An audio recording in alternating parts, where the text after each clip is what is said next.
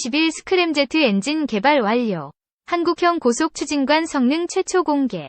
4만 파운드급 놀라운 출력에 업계 충격. 지난 6일 경상남도 사천시 한국항공우주산업 KAI 활주로. 여름 땡볕에 이글거리는 활주로 너머로 KF-21 보람의 시제 1호 기가 의용을 드러냈다.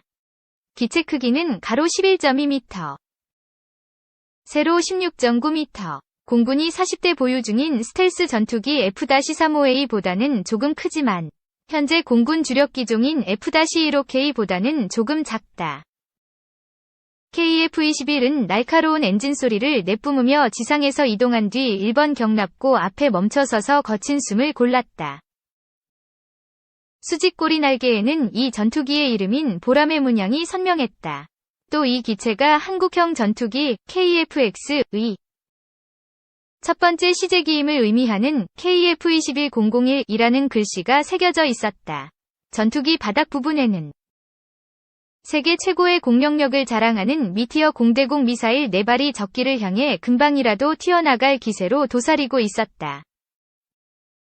이날 군 당국과 KAI는 이달 말 최초 비행을 앞둔 KF-21의 택싱 지상활주 장면을 언론에 첫 공개했다. 이날 모습을 드러낸 시제 1호기는 설계에서 생산까지 국내 기술로 개발 중인 한국형 전투기 KF-X 프로젝트의 첫 작품이다. 앞서 KF-21은 지난주에 저속 중속 고속 지상활주 시험을 거치며 안정성을 점검했다. 이어 기상 상황 등을 감안해 날짜를 잡고 이날달 대지를 박차고 날아올라 역사적인 첫 비행을 펼친다.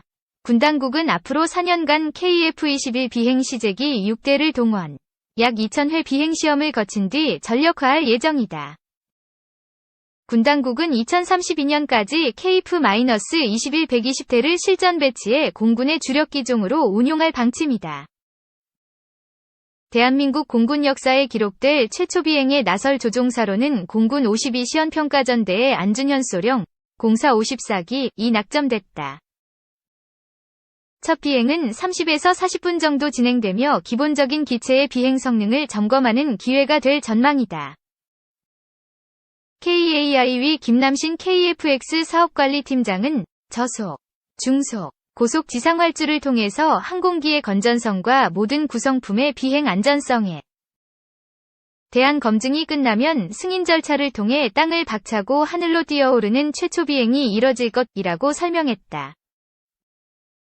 김 팀장은 KF-21의 엔진 소리를 들으니 생산 현장에서 일하고 있는 모든 분들과 함께 고생했던 생각이 떠올라 가슴이 벅차오른다 며 감회를 밝혔다. KF-21을 낳은 한국형 전투기 KF-X 개발 사업은 2015년부터 2028년까지 8조 8천억 원이 투입되는 당군 이래 최대 규모 방산 프로젝트다. 일단 2026년까지 계속되는 체계 개발에는 8조 1천억 원이 들어간다. 이어 2028년까지 지속되는 추가 무장 시험에는 7천억 원이 더 투입된다. 군 당국은 추가 무장 시험을 통해 KF-21의 공격 능력을 공대공에서 공대지까지 확장시킬 예정이다. 이 사업은 국내 업체 KAI가 주도하고 인도네시아와의 국제 공동 연구 개발로 추진되고 있다. 재원은 한국과 인도네시아 정부가 각각 60%와 20%를 내기로 했다. KAI에서도 20%를 부담하고 있다. 이 때문에 이제껏 제작된 KF-21 비행 시제기 6대의 기체에는 태극기와 함께 인도네시아 국기가 함께 그려져 있다. 6대의 시제기 중에서 6호기는 인도네시아 공군에 인도된다. 지금도 인도네시아 측 조종사와 엔지니어 등 50여 명이 KAI에 상주하며 개발 작업과 훈련 등을 함께하고 있다. 다만 인도네시아 측이 자국 재정 상황 등을 이유로 약속했던 개발 분담금 납입을 미루고 있는 점은 걱정거리다.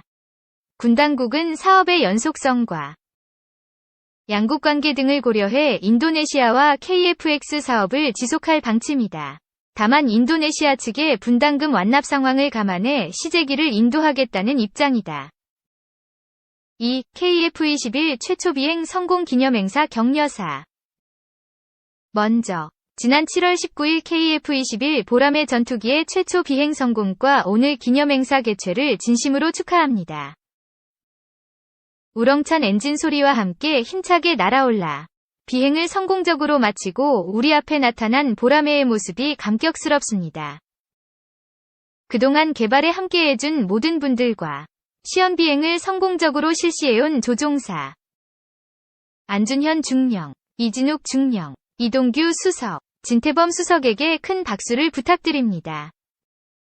오늘 행사를 위해 먼 길을 마다하지 않고 참석해주신 전투기 개발사업 공동 참여국 인도네시아의 헤린드라 국방차관을 비롯한 대표단 여러분을 진심으로 환영합니다. 또한 이 자리를 마련한 한국항공우주산업, 방위사업청, 공군 및 항공산업 관계자 여러분과 자리를 함께해주신 이현승 국방위원장님, 배진규 위원님, 역대 공군 참모총장을 비롯한 모든 내외 귀빈께도 감사와 환영의 인사를 드립니다. 오늘은 참으로 뜻깊고 역사적인 날입니다. 최초의 한국형 전투기 시제기가 다시 한번 우리 앞에서 하늘을 날았습니다. 지난 20년간 수많은 사람들이 흘려온 땀이 결실을 맺는 순간입니다. 또한 대한민국이 첨단 전투기 개발 국가에 한 발짝 다가서며 세계 항공우주산업의 선두그룹에 진입하기 시작했음을 보여주는 날이기도 합니다. 한국형 전투기 사업은 2002년 합참 소요 결정 이후 오늘에 이르기까지 많은 역경이 있었지만 관계관 여러분들의 헌신이 있었기에 이 자리가 있습니다. 모든 관계관들께 깊이 감사드립니다. 한국형 전투기 사업은 개발비만 약 8조 원 이상에 달하는 대형 국책 사업입니다. 향후 양산과 수출까지 고려한다면 국내 산업과 경제에 미치는 파급 효과는 더욱 클 것으로 예상됩니다. 뿐만 아니라 국산 전투기 개발을 통해 우리나라는 독자적인 전투기 플랫폼을 갖추고 우리가 원하는 성능 계량은 물론 다양한 무기 체계를 융통성 있게 장착하고 운용할 수 있게 될 것입니다. 또한 후속 군수 지원이 용이하기 때문에 적은 유지 비용으로도 높은 작전 가동률을 보장할 수 있을 것입니다.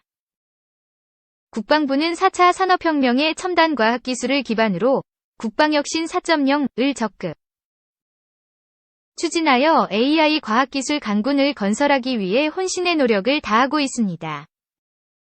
그 속에서 한국형 전투기 보람에는 미래 전장을 지배하는 연공수호의 주역이 될 것입니다. 아울러 북한의 의협을 억제하는 데 큰 역할을 할 것이라 기대합니다. 앞으로 한국형 전투기는 2026년까지 2000여 회의 추가 비행을 통해 성능을 검증하고 개선하게 될 것입니다. 한국형 전투기 사업이 성공적으로 완료될 수 있도록 오늘 함께하신 모든 분들의 많은 관심과 지원을 부탁드립니다. 국방부도 최선을 다해 지원하겠습니다. 20년이라는 긴 기간 동안 KF-21 보람의 개발을 위해 함께 땀 흘려온 한국항공우주산업과 방위사업청, 공군, 협력업체, 학계와 연구소의 헌신에 다시 한번 깊이 감사드립니다.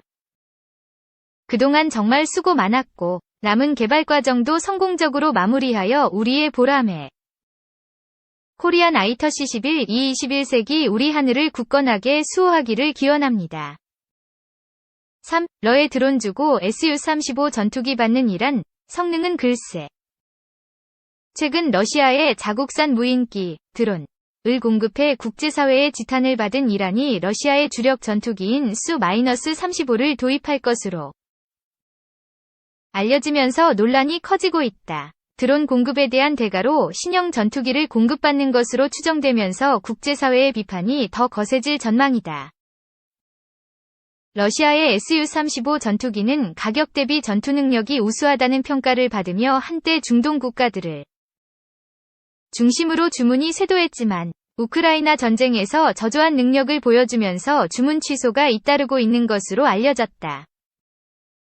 1. 현지 시간, 이란 현지 매체인 테헤란 타임스는 이란 군부 내 소식통의 말을 인용해 이란 공군이 조만간 러시아의 Su-35 전투기 24대를 인도받을 예정이라고 보도했다.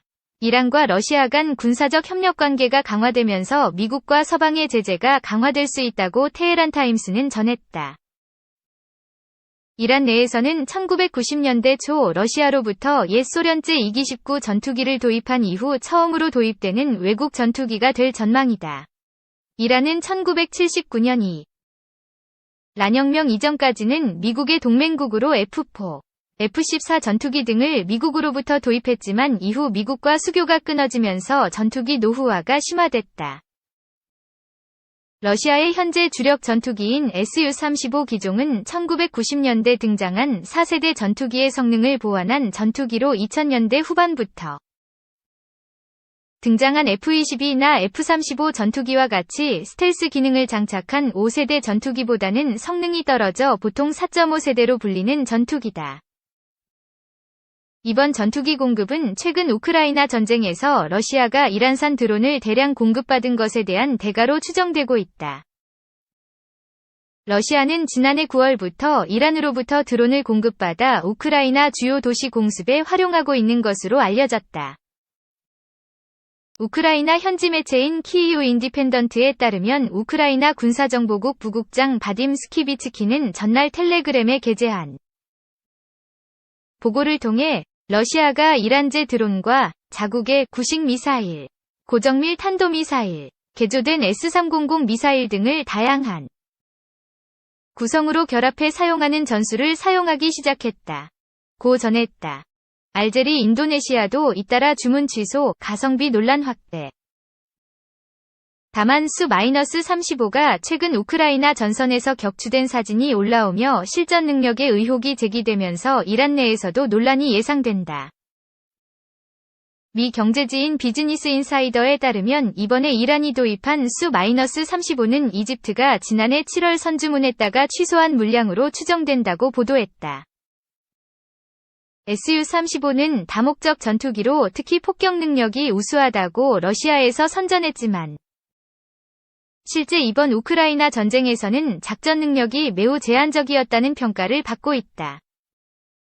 우크라이나 국방부는 개전 이후 20여 대의 Su-35를 격추했다며 일부 격추된 Su-35의 사진을 사회관계망 서비스 SNS를 통해 공개하기도 했다. 이집트뿐만 아니라 앞서 지난 1월에는 알제리가 Su-35의 레이더 성능을 문제 삼아 구매를 취소했다. 이보다 앞서 2021년에는 인도네시아가 Su-35 구매를 취소하고 F-15EX 전투기를 도입한다고 밝히기도 했다. 러시아 전투기는 그동안 성능 대비 가격이 미국 전투기보다 저렴하다는 이유로 주로 아시아와 아프리카 국가들이 앞다퉈 구매를 희망했지만 우크라이나 전쟁 개전 이후 인기가 크게 떨어졌다. 미국의 제재 우려까지 겹치면서 앞으로 기존 구매 의사를 취소하는 국가들이 더 늘어날 것으로 전망되고 있다.